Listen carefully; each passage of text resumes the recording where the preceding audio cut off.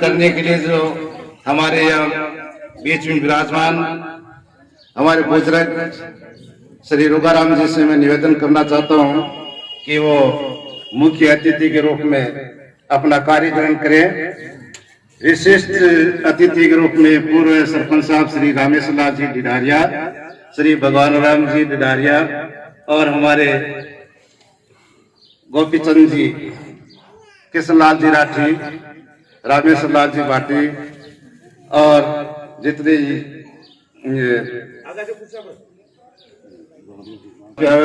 और सर्वप्रथम जो कार्यक्रम शुरू करने से पहले हम बाबा साहब की मूर्ति है उस माल्यार्पण करके उनको श्रद्धा सुमन अर्पित करेंगे।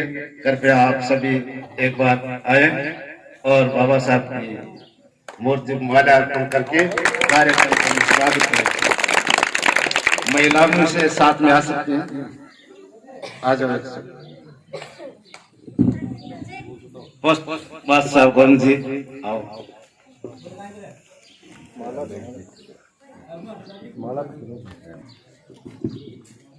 हाँ, माल्यार्पण करके बाबा साहब को श्रद्धा सुमन अर्पित की जा रही है।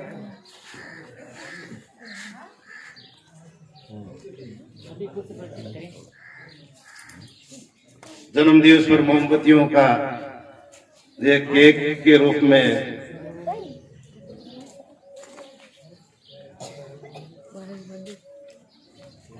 धन्यवाद सभी को। आगे कार्यक्रम आज मैं बता देता हूं।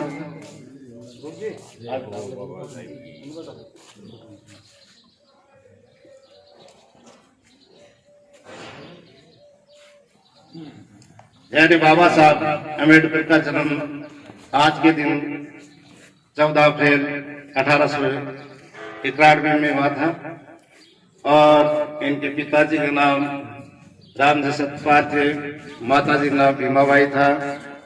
और उस समय जो पढ़ाई का जो उनका स्तर था वो बहुत ही यानी पढ़ाई में बहुत होशियार थे, लेकिन उस समय की जो परिस्थितियां थी उनके विपरीत उन्होंने 1907 में मैट्रिक पास की। उस समय मैट्रिक पास करना बहुत ही महत्वपूर्ण माना जाता था। लेकिन उसके पिताजी आर्मी में थे, भारतीय सेना में थे। जब वो अध्ययन कर रहे थे तब बाल्यावस्था में उनके पिताजी का देहांत हो गया। लेकिन जो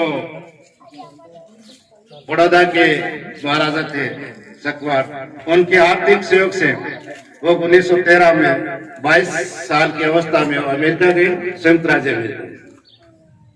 उस समय उसको छात्रवृत्ति के रूप में $10 छात्रवृत्ति के रूप में दिया जाता था।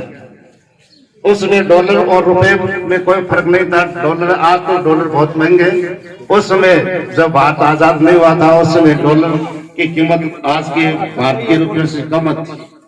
तो उनको 2 साल 3 साल के लिए छात्रवृत्ति का प्रावधान किया गया। लेकिन उन्होंने इतने अध्ययन किया अमेरिका में, तो उनका जो आर्थिक जो पैकेज था 3 साल का था, लेकिन उनके 2 साल में उनका जो आर्थिक पैकेज कम पड़ गया।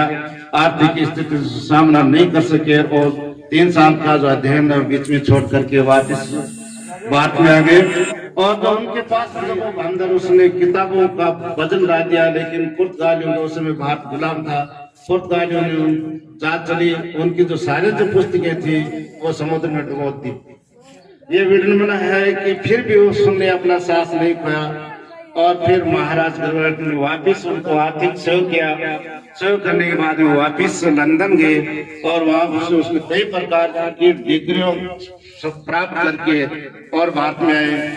और 1947 में जब भारत आजाद हुआ था उस समय भारत के पहले कानून मंत्री उनको बनाया गया था और उन्होंने 60 देशों का जो विश्व की जो उनकी व्यवस्थाएं थी कि उनका जो व्यवस्था है, कानून है, उनका जो विधान है किस प्रकार से चलाया जाता है, उन 60 देशों के विश्व का उन्होंने अध्ययन करके भारत का संविधान लिखा।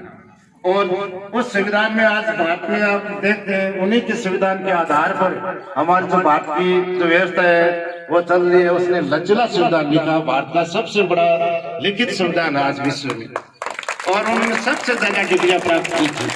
आज उसी के आधार पर उन्होंने केवल SC ST OBC को महत्व नहीं दिया था, उसने सभी को मानव जाति को समानता का अधिकार दिया था कि मनुष्य मात्र सब एक। आपके समक्ष अम्बेडकर साहब के बारे में कुछ बोलना चाह रहा हूँ, कोई गलती हो तो क्षमा करें।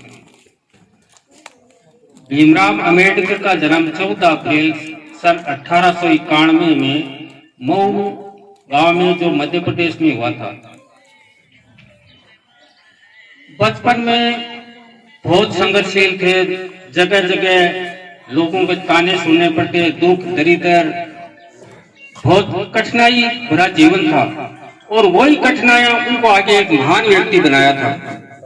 स्कूल जाते थे तो उच्च वर्ग के लोग उनको बाहर बिठाया जाता था, पानी भी नहीं पिलाया जाता था।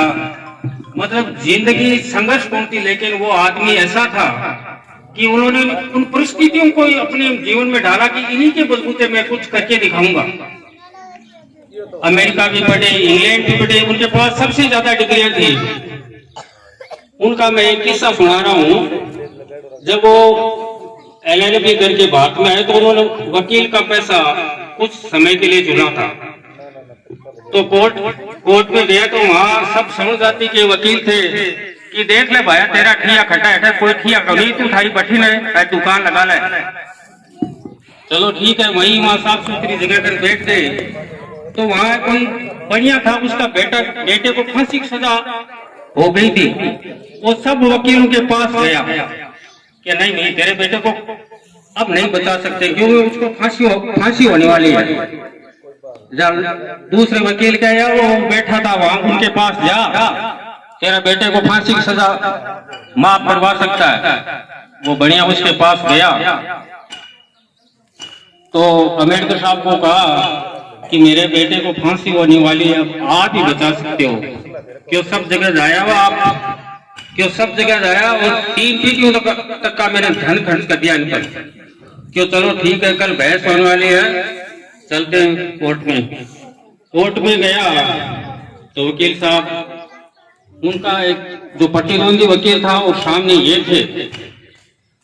तो मजिस्ट्रेट साहब ने कहा, बोलिए वकील साहब, इनके बारे में कुछ दलील तो सुनाइए। क्यों नहीं, कुछ नहीं सुनाना है, आप फैसला सुना दीजिए। भैया देखा यार कैसा वकील है, कोई बहस ही नहीं कर रहा है। तो अम्बेडकर साहब ने कहा, आप फैसला सुनाइए। मजिस्ट्रेट साहब ने फांसी का हुक्म दिया, फांसी हो जाएगी। फिर फांसी लगी तो वो मजिस्ट्रेट को रोक दीजिए, फांसी लगनी है, उसको मृत्युदंड नहीं देंगे। मृत्युदंड का आपने उल्लेख नहीं किया, वो उनकी फांसी रुक गई। इतना दिमाग था उनका। रुको, इनको मृत्युदंड नहीं दिया है, फांसी का आदेश दिया आपने।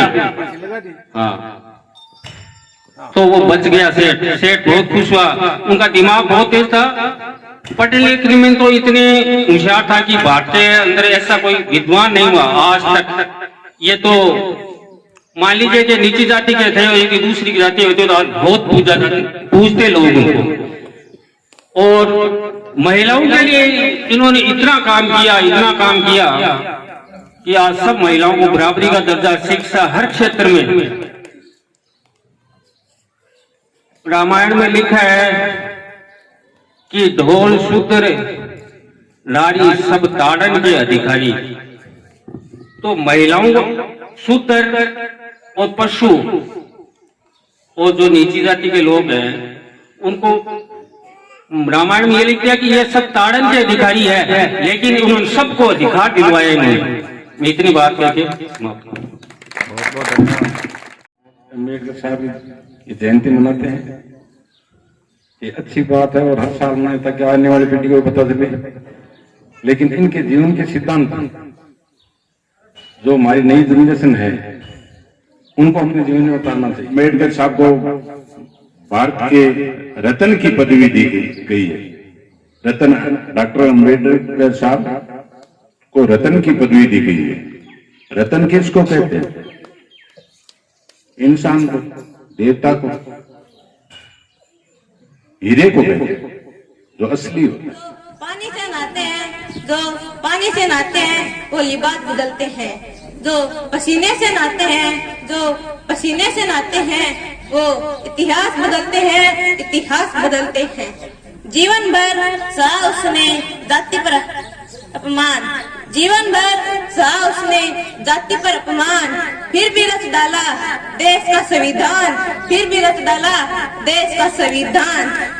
पूरे देश के पथ प्रदर्शक, पूरे देश के पथ प्रदर्शक बाबा साहेब भीमराव अम्बेडकर की जयंती पर उन्हें कोटि कोटि अम्बेडकर के एक पिताजी रंगरूट से भर्ती हुए थे आर्मी के लिए। तो रंगरूट एक गाना गाते, अठे तो मिल जा फुकरे टोकड़ा बठे मिले बिस्कुट रड़ जा पलटन, अठेरे मिले तने फाटेड़ा कूसड़ा बठे मिले बूट रड़ जा पलटन। तो उसके पापा पिताजी डॉक्टर अम्बेडकर के एक रंगरूट की पदवी से भर्ती हुए थे और सुबेदार मेजर से वो रिटायरमेंट हुए थे। सुबेदार मेजर की पदवी लेना कोई हंसी खेल नहीं है। उसने छोटे से एक पदवी के अंदर डॉक्टर अम्बेडकर को इला करा के बहुत ही देश का मान और माताओं बहनों और बूढ़े बुजुर्ग, हमारे ओम प्रकाश ने बात बताई, अगर वो शिक्षित है जनाती बात बता दी। अब मैं तो कहेंगे छठी क्लास में आज आपकी वाली बात अगर आगे पढ़ता था तो बता देता। तो पहले शिक्षित काम तो बहुत जरूरी है, नहीं तो देख लो कि मैं छठी तक पढ़िया माल जी कदम पटकी करनी पड़ेगी।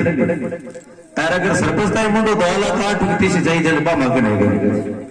तो सबसे पहले शिक्षित होना जरूरी है। मारा तो देखो पूर्ण हुई है कि ज्यादा से ज्यादा शिक्षित होना सबसे जैसा कि आप सभी को ज्ञात है कि हम सब यहाँ पर क्यों पधारे हैं।